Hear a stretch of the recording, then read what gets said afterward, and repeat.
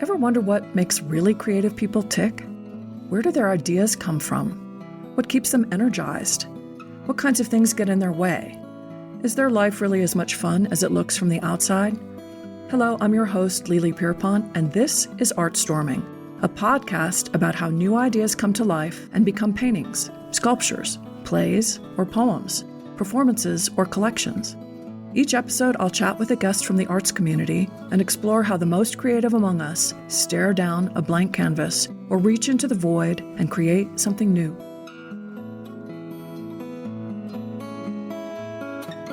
So my next guest is me, your host, Lili Pierrepont. Almost a full season, and we're just over a year in. I decided it might be a good idea for me to give you some context, how we got here, where we're going. First, I want to say a heartfelt thank you to all my guests and listeners for supporting this project so far.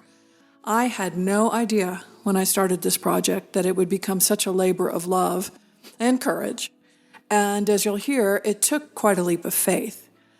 I also want to lead with saying that doing this episode is really outside my comfort zone. Even though I've published 30 conversations to date, it's a whole other thing to be here alone with the mic. But one of the reasons I took on this project was to test the theory that by providing listeners with insights into the creative process, they could be inspired and encouraged to embark on journeys of their own. So it's only fair that I share some of what my journey has been, because it hasn't been a straight line and certainly not always comfortable, but I have to say, it has been magic. I attribute some of that magic to Santa Fe, the city different, here in the land of enchantment. There's a saying here Santa Fe that Santa Fe either draws you in or spits you out. When I decided to pause here 8 years ago, I didn't know what plans Santa Fe had for me, but I guess Santa Fe did. And I say pause because at that time in my life, I was on this walkabout. Well, sort of a drive-about, really. A 5-month cross-country solo road trip. I called it my Art Across America tour. And there's a backstory that I won't go into here. But that road trip was the beginning of that great streak of magic, which, in retrospect, was leading me, unwittingly and meanderingly, to Santa Fe. Had I known, I would have been dead set against it. I had history with Santa Fe. My mother had moved here in the late 80s and lived here until her untimely death in 1994. I'd come out from time to time, mostly for the picturesque snowy Christmases, and I must have also come out for spring at some point because I can still see and smell the lilacs and wisteria draping all over the adobe walls and the turquoise blue skies, and it was enchanting for sure. But the tragedy of my mother's fatal skydiving accident kind of turned me off of everything that had initially attracted me. That last time I came back to Santa Fe for her memorial service, I never imagined I'd step foot in this town again. And I didn't until 22 years later. So people who know me know that I've moved around a lot, and I've had many different chapters. And I guess I've gotten pretty good at reinventing myself. The only thing the chapters haven't had in common is that I never know what's coming next. And my Art Across America tour in 2016 was no exception. It was essentially a research trip. Part exploring art, part exploring myself, with a dash of trying to put some distance between myself and a recent painful experience. I was raw and wide open, with a glimmer of a plan, and the plan was that wherever I ultimately landed, I was preparing to launch an art travel business called Urban Art Tripping. So this trip was partially scouting possible art locations to take future clients, but I had no particular itinerary. I just followed my nose. And I found some great destinations. I mean, I could do a whole episode just on the road trip, and maybe someday I will. Anyway, about halfway through the trip, I met up with some old pals in Marfa, Texas. And we did the art thing in Marfa, and then we headed up to Santa Fe. And it was my first time back since Mom's accident. But I was with good friends, and we had a fantastic time. And then the girls headed back to the East Coast, and I decided to hang out in Santa Fe for a few more days before continuing on my journey. It was strange to be back. And there's a lot more to this story, but among other things, I ended up running into some old friends of my mother's, and I kind of can't explain it. Something just shifted. Long story short, I continued my trip for another couple of months, and then I ended up coming back through Santa Fe for Christmas of 2016. By that time, I'd been on the road for about 5 months, and I was road weary. I found a rental and decided to give myself a year to figure things out. But before that year came to a close, I had purchased a house and had established the global headquarters for Urban Art Tripping Santa Fe. But instead of urban art tripping across America, I decided to offer immersive art-based excursions to off-the-beaten-path international destinations like Tbilisi, Japan, and South Africa. The plan was that I would take a small group of mostly empty nester women to tour art studios and private collections by day, with special events planned for the evening. I wanted to provide my clients with the same kind of thrill of the unknown that I had experienced on my road trip, to ignite all of their senses, encourage courageous explorations, and provide unforgettable experiences that would unite the group in a very intimate way. And because of all the magic that I had discovered here in Santa Fe, I also designed a similar 5-day offering here, and it featured morning rituals to prepare the client for a shift of sensory perceptions that we'd, experience later in the day. And then we'd spend the day conversing with various hand-selected artists in their studios, and then finish the day with a special dining event in either a gallery or the home of a private collector. So it was a really deep dive into the creative process and community. And I loved introducing visitors to all the amazing people that I'd met since moving here. And I loved exposing them to the passion and creativity of the arts in this immersive way. And I was so looking forward to the conversations that would ensue and the adventures we have and all the communities we would build. And then literally the month I was to formally launch, poof, COVID. Suddenly, we were all holed up in our little bubbles of safety and just trying not to get sick. Alone, isolated, and trying not to go mad. And we all have our versions of how that went, right? Anyway, as the world started to come back online, it seemed a different place. Suddenly, the idea of taking groups of people to faraway places or even hosting them here in Santa Fe no longer felt like a prudent idea. I was crushed. I still firmly believed in the values of those immersive experiences. I had spent many months, even years, cultivating relationships and formulating the most exciting and evocative experiences I could imagine. And now what? Well, that question lingered with me for a long time. I kept asking myself, what was at the very heart of urban art tripping? And what was I really trying to accomplish? What might be another way of accomplishing that sense of community and exploration without all the worrisome downsides? Should I just retire? And what did that even mean?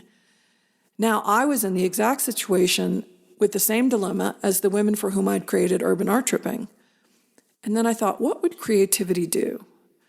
I sat with that question for months. Then one day I was walking down the beach on the East Coast listening to a podcast hosted by Julia Louis-Dreyfus called Wiser Than Me. And I was listening with the hope of gleaning some morsels of wisdom about how to either retire gracefully or enter into my third act, as Jane Fonda called it in her episode. It was so inspiring to hear all these fabulous Wiser Than Me women share their insights. And they reminded me of so many of my, I call them octogeranium women friends here in Santa Fe. And I started thinking, I need to go back to Santa Fe and record some of those conversations with my fabulous older women friends. And then it hit me. How about conversations with all my artist friends? Wouldn't that be fun? And not just from the Santa Fe community, but all the artists I've met along the way and that I've wanted to introduce to others. And what if I could take those inspiring exchanges and broadcast them to a larger audience? Well, maybe this was an even better idea. I had already personally experienced the positive impact that conversations with creatives had on my own life. I knew firsthand how powerful it is to have access to one's creativity for everything from solving simple life problems to solving the question of what to do next on one's personal journey. If at the heart of urban art tripping was the desire to connect with people, to connect people to their own creative reserves by exposing them to the people whose day-to-day lives are all about that, then a podcast might accomplish that and keep me engaged in that conversation as well. Win-win. I decided to explore what was already out there, assuming that I would find a ton. And actually, to my surprise, I didn't find a whole lot. There were podcasts about art and artists, but none that I could find that had that inquiry into the creative process that I was searching for. So that's where the concept of ArtStorming was born. And that was the summer of 2023. Up to that point, my only experience of podcasts, besides that Julia Louis-Dreyfus series, which had inspired me, was the occasional serial thriller on a road trip. I knew exactly nothing about how to structure a podcast, how to record a podcast, how to market a podcast, nothing. And so this whole thing began as a lark, sprinkled with some, hope that maybe I'd find a way to recover from the curveball that COVID had thrown me. And continue my deep curiosity about the creative process. I was not sure whether I'd be an effective interviewer or even find an audience. But I knew how to have conversations, and I had a ton of people I wanted to talk to. I even figured I had the beginnings of an audience because during COVID, I had started an online arts club on social media, which had grown to about 3,000 members. So surely at least some of these people would be interested in these conversations. So I figured I had content and an audience, and I could learn how to use a mic, and I was pretty sure that I could learn everything else I needed to know from watching a YouTube video. And so I got enthusiastic about the project and felt optimistic because, unlike urban art tripping, it wasn't going to, I wasn't going to have to go out on a huge financial limb to explore it further. And at this point, my ignorance was still bliss. So I shared the idea with my family. And to my surprise, they thought it was a really good idea and suggested that I set it up as a 501c3. They knew that I had sunk everything into urban art tripping and thought it would be prudent for me to structure it as a nonprofit so that if it did work, I could get support from foundations, grants, and private funding, etc. But I wasn't all that gung-ho on the nonprofit idea. It felt like more of a commitment that I was willing to make at that point. And I knew that the learning curve on producing the podcast was going to be steep enough. Plus, I'd been on the inside of nonprofits enough to know how challenging it can be to build a functional organization with a cooperative working board and all that. But I thought, what the hell? Okay, I'll set it up and just see what would happen. And if the podcast didn't work out, maybe the next harebrained idea would. And remember I told you about those gal pals that I met up with in Marfa? Well, I recruited them to be my executive board, and the nonprofit Art Bridge was born. I spent the next few months researching everything from setting up a nonprofit to what mic to use, to what platform to use to host it, and basically everything that it was going to take to make a go of it. And I still had not taped a single conversation. I did my first interview using my iPhone as a mic. But then I realized I needed to get the recording from my phone into a format that could be heard by others. Long story short, there was a lot to learn. I did my first interview in the fall, and as I suspected, that was the easiest part of the process. Once I learned the equipment, I approached other artist friends and asked them if they'd be my guinea pigs. And to my surprise, all agreed. And before I knew it, I had recorded 12 interviews. I then had to figure out how I was going to edit, package, distribute, market my first batch of episodes. And at that time, I also decided that since the first batch were all in Santa Fe, it might be fun to have a companion group exhibition of the artwork to kick off the series. Now, my beau at the time had a gallery that was in between programs, and so when I suggested the idea, he was enthusiastic. Incidentally, he was also one of the people I'd interviewed, so he was already on board with the whole thing and really supportive. By the end of April 2024, I started dropping episodes, and by the kickoff party in June, I'd published 16 episodes and hung an exhibition representing all 16 guests. I considered the whole thing a huge success, at close to 1,000 downloads at that point, and I was having a blast. The feedback I was getting was really positive, and as far as I was concerned, the experiment had worked. I was ready to call season 1 a wrap and move on to second season. I actually have 7 distinct ideas for seasons based on various topics, but at this time I was no longer in the ignorance is bliss phase. Getting these first 16 episodes had been a Herculean task and a huge learning curve. I knew that if I wanted to do more, I'd need to dial in more of a structure, and I'd need to get some help and resources beyond my own savings. I started to really appreciate my family's logic of creating a nonprofit business structure to support the project.